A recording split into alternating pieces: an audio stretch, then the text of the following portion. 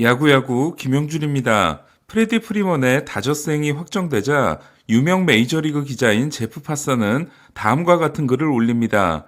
20년 가까이 취재를 해온 동안 올 시즌의 다저스보다 더 나은 라인업은 본 적이 없는 것 같다. 1번 무키 베츠, 2번 트레이 터너, 3번 프레디 프리먼, 4번 윌 스미스, 5번 맥스먼 씨, 6번 저스틴 터너, 7번 코디 벨린저, 8번 크리스 테일러, 9번 AJ 폴락의 다저스 라인업은 실제로 선수들의 면면이 대단합니다. 베츠는 2018년 아메리칸 리그 MVP, 벨린저는 2019년 내셔널리그 MVP, 프리먼은 2020년 내셔널리그 MVP로 리그 MVP 3명이 포진되어 있고 트레이 터너는 2021년 내셔널리그 타격왕, 가장 약한 타자가 맞는 9번에 나서는 선수가 지난해 조정 OPS 137을 기록한 폴락입니다. 하지만 이렇게 반문하는 분들도 계실 겁니다. 올해 다저스가 1999년 클리브랜드보다 좋다고? 케니 로프턴과 오마 비스켈이 1, 2번을 맡고 로베르토 알로마, 매니 라미레스, 짐 토미가 3, 4, 5번을 쳤던 1999년 클리브랜드는 1000득점 팀이었기 때문입니다. 1999년이 22년 전인 반면 제프 파사는 거의 20년이라고 했으니까 1999년 클리브랜드는 파산이 비교한 범위에 들어가지 않는다고 할 수도 있겠네요. 하지만 1999년 클리브랜드가 아니더라도 레디 워커, 엘버트 푸올스, 스칸 롤렌, 예비 명예전당 트리오가 2, 3, 4번을 맡고 짐 에드먼즈가 5번을 친 2004년 세인트루이스, 노마, 매니, 오티스가 모두 100타점을 올리고 타격왕 빌 밀러가 9번으로 나서기도 했던 2003년 보스턴 같은 팀도 있습니다. 다시 1999년 클리브랜드의 이야기로 돌아가서 단일 시즌 1000득점에 성공한 팀은 지금까지 7팀이 있습니다. 그중 4팀은 양키스인데요. 베이브루스와 루게릭이 공포의 쌍포였던 1930년, 1931년, 1932년 양키스와 디마지오가 루스의 뒤를 이어 게릭의 파트너가 된 1936년 양키스입니다.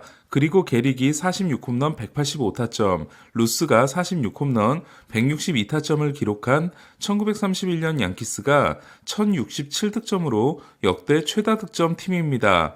양키스가 아닌 1000득점 달성팀은 30홈런 타자 없이 이를 달성한 1930년 카디널스, 테드 윌리엄스가 올스타전에서 입은 부상으로 89경기 출장에 그쳤지만 1루수 월트 드로포가 144타점, 2루수 바비도어가 120타점, 유격수 번 스티븐스가 144타점을 올린 1950년 레드삭스, 그리고 우리가 직접 목격한 1999년 클리브랜드입니다. 하지만 가장 강력했던 타선을 득점으로 뽑는 건 불합리합니다. 예를 들면 처음이자 마지막으로 양리그에서 모두 1000득점 팀이 나온 1930년은 경기당 팀 평균 득점이 5.49점으로 역대 1위인 최고의 타고 투저 시즌이었습니다. 1999년도 5.08점으로 이해 못지 않았는데요. 반면 신시내티 빅 레드머신이 857득점으로 1위를 한 1976년은 팀 평균 득점이 3.99점이었습니다. 이에 1999년 클리브랜드가 평균 대비 123%의 득점력이었던 반면 1976년 신시내티는 평균 대비 133%의 공격력이었습니다. 그렇다면 올해 다저스가 1999년 클리브랜드와 마찬가지로 리그 평균보다 23% 높은 득점을 올리려면 몇 점을 올려야 할까요? 최근 메이저리그는 투고 타자입니다. 공인구 논란이 있었으며 홈런이 쏟아져 나왔던 2019년을 제외하면 경기당 4.4득점에서 4.6득점이 나오고 있습니다. 이에 올해도 지난해와 마찬가지로 경기당 팀 득점이 4.53점이라고 가정하면 다저스는 903득점을 올려야 합니다. 지난해 다저스는 830득점이었으니까 73득점, 약 10%의 득점력 상승이 있어야 하는 겁니다. 다저스는 코리 시거가 나간 반면 프레디 프리먼이 새로 들어왔습니다. 지난해 시거의 조정 득점 생산력은 147, 프리먼은 시거보다 낮은 135였으니까 프리먼이 시거보다 더 많은 경기에 나설 가능성이 높다고 하더라도 시거가 프리먼으로 바뀐 걸로는 70득점을 더 올리기가 어렵습니다. 그러고 보니 달라진 또 하나는 트레이 터너가 지난해 다저스에서 시즌의 3분의 1에 해당되는 52경기를 뛰었던 반면 올해는 시즌 전체를 뛸 수 있다는 겁니다. 그러니까 시거가 프리먼으로 바뀌고 터너의 출장 시간이 3배가 된 겁니다. 또 다른 변화는 지명타자 제도로 인해 투수 타석이 없어졌다는 겁니다. 다저스의 득점력이 더 좋아질 수 있는 이유는 지난해 부진했던 두 명의 MVP, 무키 베츠와 코디 벨린저의 존재 때문입니다. 지난해 고관절 부상에 시달렸던 베츠는 조정 득점 생산력이 131이었는데요. 지난해 메이저리그 1위는 170인 하퍼, 내셔널리그 2위는 163인 소토였으니까 베츠는 2018년에 185로 돌아가진 못하더라도 2020년에 147 정도는 해줘야 합니다. 지난해 이 정도 성적을 낸 선수는 148인 에런 저지, 147인 카일 터커, 146인 맷 올슨이었습니다. 더 큰 열세를 쥐고 있는 선수는 벨린저인데요.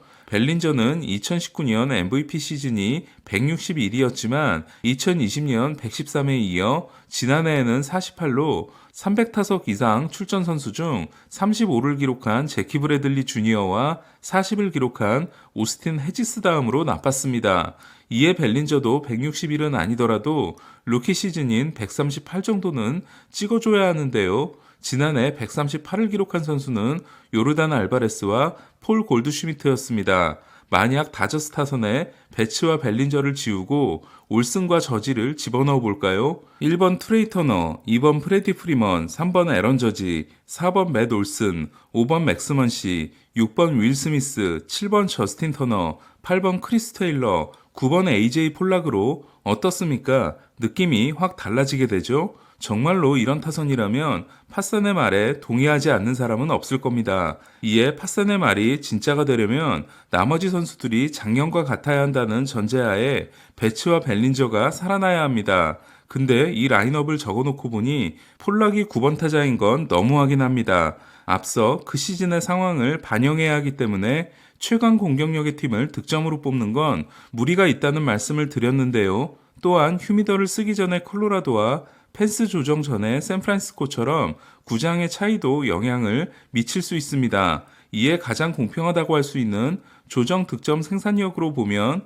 2020년 60경기 시즌을 제외했을 때 1위는 126인 1927년 양키스이고 124로 공동 2위인 세 팀에는 1930년 양키스와 1931년 양키스 그리고 불편한 진실이지만 2019년 휴스턴이 있습니다. 4위는 121을 기록한 2017년 휴스턴이고 120을 기록한 공동 5위에는 앞서 말씀드렸던 1976년 신시내티가 있습니다. 그러니까 팟산의 말이 사실이 되려면 올해 다저스의 조정 득점 생산력은 2019년 휴스턴보다 더 나은 125를 찍어야 하며 사인 훔치기를 한 휴스턴을 지워버리면 2003년 보스턴을 넘기 위해 121을 기록해야 합니다. 121은 다저스가 2020년 단축 시즌 때 찍었던 기록입니다. 사실 팟산이 말한 라인업에는 수비도 들어간다고 할 수 있는데요. 2003년 보스턴의 경우 수비가 좋은 팀이 아니었기 때문에 공격 기여도는 그의 압도적인 1위였지만 수비 기여도는 메이저리그 28위였습니다. 수비까지 고려한다면 골드글러브 5개를 따내고 지난해 9월에 불타올랐던 세인트루이스가 더 최고의 라인업이 될지도 모르겠습니다. 수비까지 포함된 팬그래프의 팀 야수 승리 기여도 순위는 1위가 1927년 양키스, 2위가 1976년 신시내티, 3위가 1931년 양키스, 4위가 1969년 볼티모어, 5위가 2001년 시애틀입니다. 이에 야수 승리 기여도에서 다저스의 목표는 2001년 시애틀이 기록한 44.4입니다. 2019년 106승을 올렸을 때 다저스의 기록이 34.0이었으니까 116승을 올린 2001년 시애틀의 기록은 정말로 어려운 기록이라고 할 수 있습니다. 과연 팟산의 말은 이루어지게 될까요? 마지막으로 짧은 소식들도 전해드리겠습니다. 지난번에 소개해드린 샌디에고 맥킨지 고어는 괴물 탄생의 예고편을 찍고 있습니다. 오늘 에인절스와 시범 경기에서 3이닝 OK 1피안타 무볼넷 무실점을 기록했습니다. 오클랜드는 프랭키 몬타스와 숀 머나야를 급하게 팔지 않고 시즌을 시작할 거라고 합니다. 뉴욕시가 백신 미접종 선수들의 출전을 허락하면서 토론토만 남게 됐는데요. 현재 주전급 선수들의 백신 접종률은 88% 정도로 추정되고 있습니다. 서지오 로모는 시애틀과 1년 $200만 계약함으로써 15번째 시즌이 확정됐습니다. 필라델피아의 개막전 중견수가 유력했던 오두벨 에레라가 옆구리 부상으로 4주에서 6주를 결장하게 됐습니다. 설마 중견수 하퍼, 우익수 슈아버, 좌익수 카스티아노스의 외야진이 등장하게 될까요? 오늘 소식은 여기까지입니다. 야구야구 김영준이었습니다.